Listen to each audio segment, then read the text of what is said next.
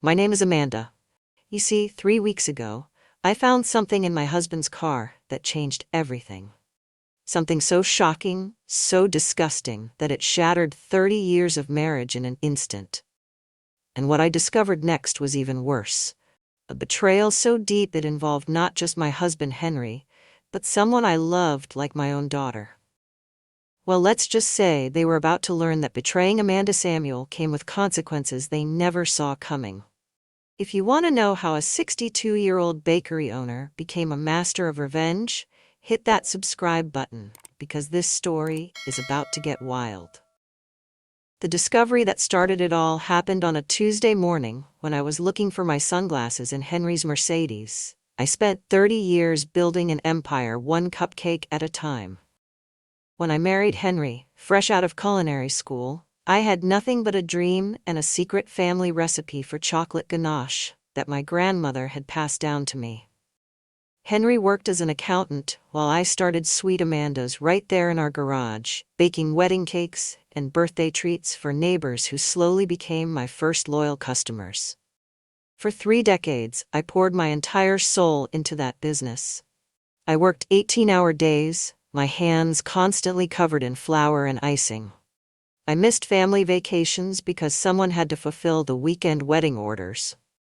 I turned down countless social invitations because my ovens were calling. Every sacrifice I made was so I could grow my single garage bakery into a chain of 12 thriving locations spread across 3 counties. Henry always told people he was proud of me. He'd bragged to his friends about his brilliant wife and her successful business empire. But here's what he never mentioned. He never wanted to get his hands dirty with the actual work. While I was up at 4 a.m. perfecting new recipes and managing staff, Henry preferred staying clean in his office, handling my books, managing my contracts, keeping everything organized for me. He made it sound like he was doing me a favor, but the truth was, I was building something magnificent while he just counted the money I earned. Our son David became a firefighter following his dream of helping people. 3 years ago, he married his college sweetheart Lydia, and I thought they were absolutely perfect together. She was sweet, ambitious, and reminded me so much of myself when I was young and full of dreams. I loved Lydia like the daughter I never had, and I was so excited to finally have another woman in the family. That's why I made what I now realize was the biggest mistake of my life. I made Lydia a partner in 2 of my newest bakery locations, thinking it would keep her close to our family and give her the financial independence every woman deserves. I trusted her with everything: my secret recipes that had taken decades to perfect, my detailed business plans for future expansion, and my deepest hopes for passing this legacy to the next generation. I even shared my grandmother's original ganache recipe with her, something I'd never written down anywhere else. 3 weeks ago, my perfect life started cracking like a badly baked soufflé. Henry had been staying late at the office more often, and every time I asked about it, he gave me the same excuse. My business finances were getting complex with the expansion, and he needed extra time to keep everything organized. I believed him, because, honestly, why wouldn't I? This was my husband of 30 years. But then I started noticing the small things. He'd come home smelling like expensive perfume, not the warm vanilla and cinnamon scents that usually clung to my clothes from spending all day in the bakeries. This was something floral and sophisticated, definitely not something I wore. When I asked about it, he'd shrug and say it must be from a client meeting or the elevator at work. Then came that Tuesday morning when I was looking for my sunglasses in Henry's Mercedes. I checked the glove compartment, the center console, and finally felt around under the passenger seat. That's when my fingers touched something that made my blood run cold: a small bottle of personal lubricant, tucked carefully under the seat, like someone was trying to hide it. I sat there in that car, holding that bottle with shaking hands. In 30 years of marriage, Henry never needed such things with me. We had our ups and downs in the bedroom like any couple. But this was completely foreign to our relationship. My stomach dropped. but I tried to rationalize it. Maybe it was for some medical issue he was embarrassed to discuss. Maybe his doctor had recommended it for some condition he didn't want to worry me about. I wanted to believe there was an innocent explanation. I really did. But the doubt was planted, and it was growing like weeds in my mind. The moment that shattered my world completely happened 3 days later. I was using Henry's laptop to update our shared family calendar, something I'd done 100 times before, when a notification popped up in the corner of the screen. The message read, "Miss you already, Dad? Can't wait for tonight's meeting, L." The subject line was, "Our special project." I stared at that notification, my brain struggling to process what I was seeing. Dad, we only had one child, David. And the only L in our family was Lydia, my daughter-in-law. But why would Lydia be calling my husband Dad in such an intimate tone? And what kind of meeting were they having that I didn't know about? My hands were trembling as I clicked on that email thread, and what I found on Henry's screen made me physically ill. I had to run to the bathroom and throw up, because the betrayal was so deep, so disgusting, that my body couldn't handle it. What I found in that email thread was months and months of messages between Henry and Lydia, and they definitely weren't talking about family dinners or birthday plans. These messages were passionate, romantic, and so detailed that I felt sick reading every single word. Lydia called him Daddy, in ways that had absolutely nothing to do with being her father-in-law, and Henry responded with the kind of passion I hadn't seen from him in years. They'd been having a full-blown affair for over a year. While I was working my heart out to build our family's future, they were meeting in expensive hotels downtown. They were using my own bakery locations after hours, defiling the spaces where I'd poured my soul into creating something beautiful. The most disgusting part? They'd even been together in my own home when I was traveling for business conferences, using my bed, my sheets, my sacred space. But as I kept reading, I discovered the betrayal went so much deeper than just sex. They weren't just having an affair, they were planning to steal my entire business empire. Henry had been gradually transferring ownership of my bakery locations into shell companies that he controlled. All those late nights organizing my finances, he was systematically stealing everything I'd built. Lydia, my trusted partner, who I welcomed into my business like family, had been feeding him inside information about everything. My expansion plans for new locations, my vendor contracts, my financial vulnerabilities. She knew it all because I shared it all with her. She was my Judas, kissing my cheek while planning my destruction. The final email in that chain was the one that broke me completely. It was a detailed plan to have me declared mentally incompetent. They were going to claim that the stress of running 12 bakeries was affecting my judgment, that I was becoming erratic and unstable. They already consulted with lawyers about forcing me into early retirement so they could take complete control of Sweet Amanda's. And you know what they planned to rename my life's work? Henry and Lydia's.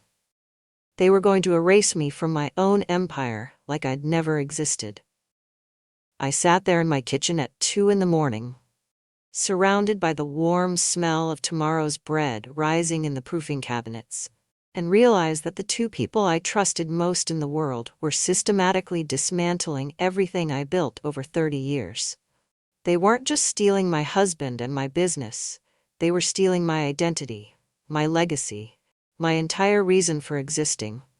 If you think this story is insane so far, just wait until you hear what I did next.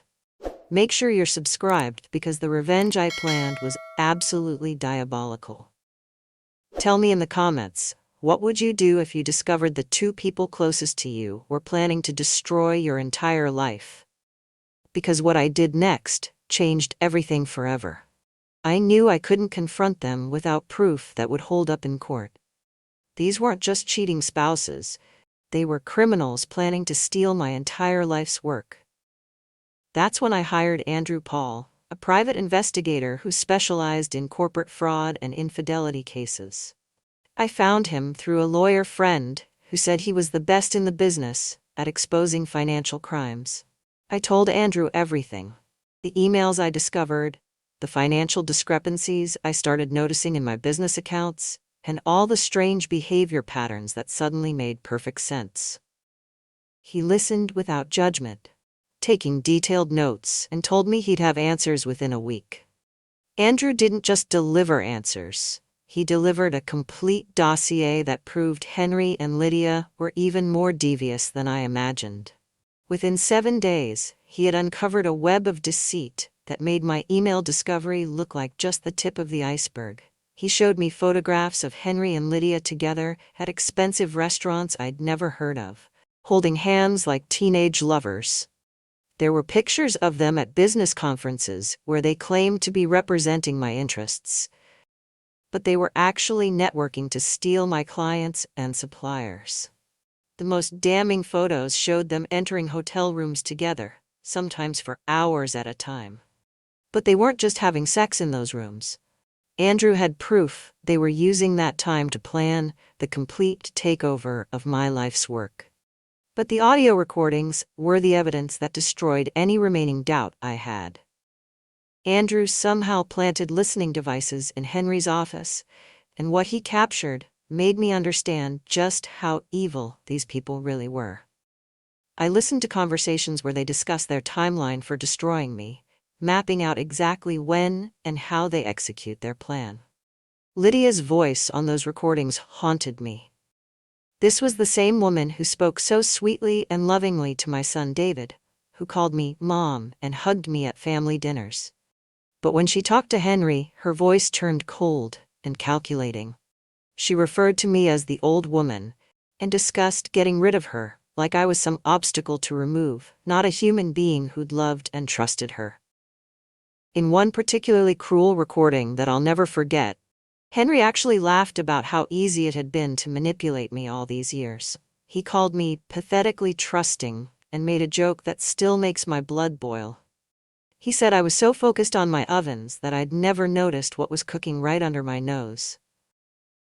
That recording was the moment I stopped feeling hurt and started feeling pure, calculated rage.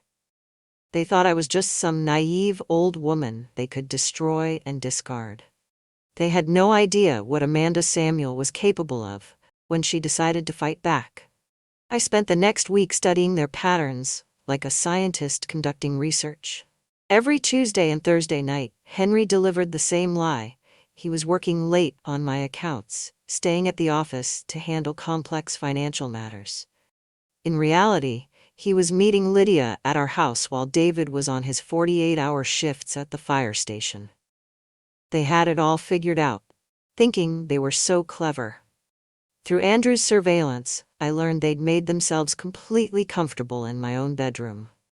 They were using my expensive Egyptian cotton sheets, the ones I'd saved for months to buy, and drinking wine from my wedding china. My wedding china.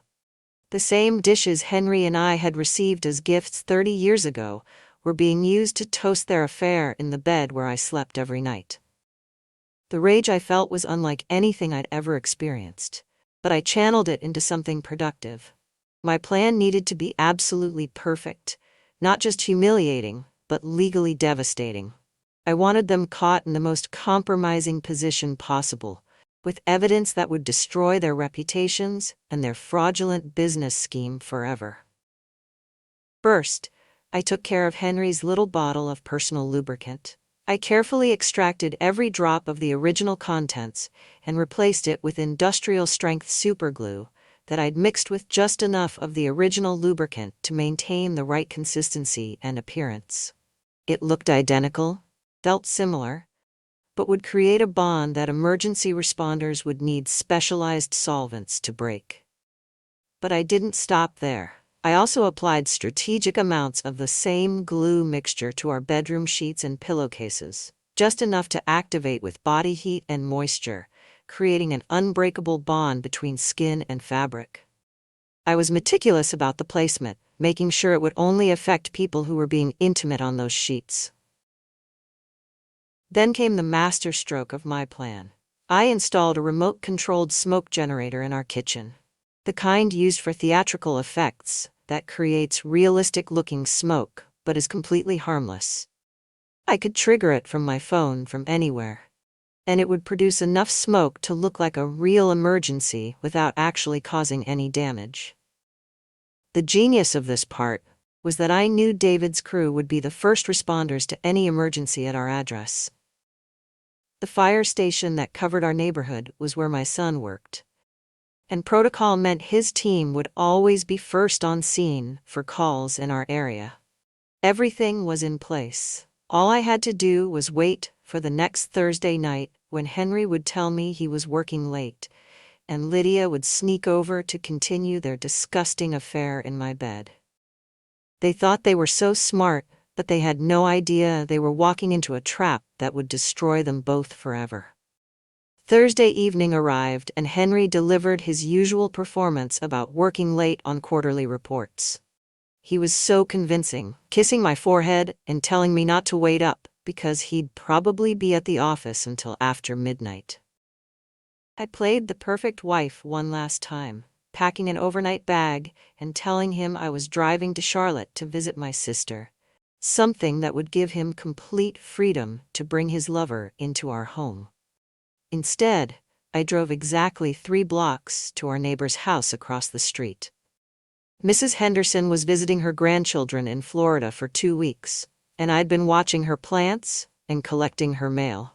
From her upstairs guest bedroom window, I had a perfect view of our bedroom and complete control over the smoke system through the app on my phone. At exactly 9 p.m., Henry's silver Mercedes pulled into our driveway. I watched him get out, look around to make sure no neighbors were watching, then unlock our front door like he owned the place. 20 minutes later, Lydia's white Honda Civic followed the same route. I watched my daughter-in-law, the woman I'd loved like my own child, walk into my house carrying an overnight bag and a bottle of champagne. They were probably celebrating their upcoming theft of my life's work, toasting to the destruction of everything I'd built. For 2 agonizing hours, I sat in that dark bedroom across the street, waiting and watching. I could see lights moving around our house as they made themselves comfortable, probably eating food from my refrigerator and drinking wine from my cabinets. The lights in our bedroom came on around 11 p.m., and I could see their silhouettes moving around through the curtains, preparing for their romantic evening on my Egyptian cotton sheets. At 11:30, I saw them embrace near the bedroom window, and I knew they were about to discover what industrial-strength superglue could do to human skin. I waited another 15 minutes, making sure they were completely committed to their evening, and then I triggered the smoke generator remotely. I watched as thick white smoke began pouring from our kitchen windows, looking exactly like a real house fire. Within minutes, our neighbor Mr. Garcia was outside in his bathrobe, frantically calling 911 and reporting a possible house fire at the Samuel residence. If you think this story is crazy now, just wait until you hear what happened when the fire trucks arrived. Hit that subscribe button because you're not going to believe the chaos that followed. Tell me in the comments, do you think my revenge plan was too extreme? Or did Henry and Lydia get exactly what they deserved? Because what happened next was absolutely epic. What I hadn't fully anticipated was just how effective industrial-strength superglue would be on human skin. I'd thought they'd be stuck for a few minutes, maybe embarrassed when help arrived. But by the time the fire trucks pulled up to our house, led by my son David's crew, just as I'd planned, Henry and Lydia weren't just stuck together. They were completely immobilized, bonded to each other and to my sheets in ways that defied physics. Their panicked screaming could be heard from across the street where I sat watching. It started as confusion, then turned to absolute terror as they realized what had happened to them. The sound of their voices, desperate and humiliated, should have made me feel guilty. Instead, I felt nothing but cold satisfaction. David entered our house expecting to find a kitchen fire, and maybe his stepmother trapped somewhere inside. What he found instead was his father and his wife, literally glued together in the most intimate position possible, unable to separate without risking serious injury. The look that crossed my son's face, horror, disgust, and complete heartbreak, is something that will be burned into my memory forever. But you know what? He deserved to see the truth about the two people who had betrayed our family so completely. It took 3 firefighters, 2 paramedics, and a specialized medical solvent to separate them safely. The whole process took over an hour, with emergency responders having to cut away pieces of my Egyptian cotton sheets that had essentially become part of their skin. The entire neighborhood gathered to watch the spectacle unfold, drawn out of their houses by the sirens and the commotion. Mrs. Patterson from next door, bless her heart, was live streaming the whole thing on Facebook. By morning, the video had thousands of views and hundreds of comments from people trying to figure out how 2 people could get so thoroughly stuck together during what was obviously a very intimate moment. The most devastating part was watching David try to maintain his professional composure while his personal world collapsed around him. Here was my son, having to coordinate the rescue of his cheating father and his adulterous wife, all while wearing his fire chief uniform and commanding the respect of his crew. He handled it like the professional he was, but I could see the devastation in his eyes. When Henry and Lydia were finally carried out on stretchers, still partially attached and covered only by emergency blankets, David's eyes found mine across the street. Yes, he saw me watching from Mrs. Henderson's upstairs window. For a moment our eyes locked, and I expected to see anger or disappointment in his face. Instead, I saw something that looked almost like approval. That was 4 months ago, and let me tell you, the aftermath was everything I'd hoped for and more. The scandal destroyed Henry and Lydia's reputations completely. Mrs. Patterson's Facebook livestream went viral, and suddenly everyone in our 3-county area knew exactly what kind of people they really were. But the social media humiliation was just the beginning. The audio recordings Andrew collected became the smoking gun that proved their fraud conspiracy.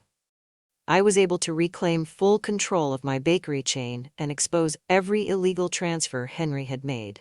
He lost absolutely everything in the divorce settlement, half of our assets, his reputation, his job, and his dignity. The criminal charges for attempted financial fraud are still pending, and his lawyer bills are draining what little money he has left. David filed for divorce from Lydia immediately and moved back in with me while he rebuilds his life.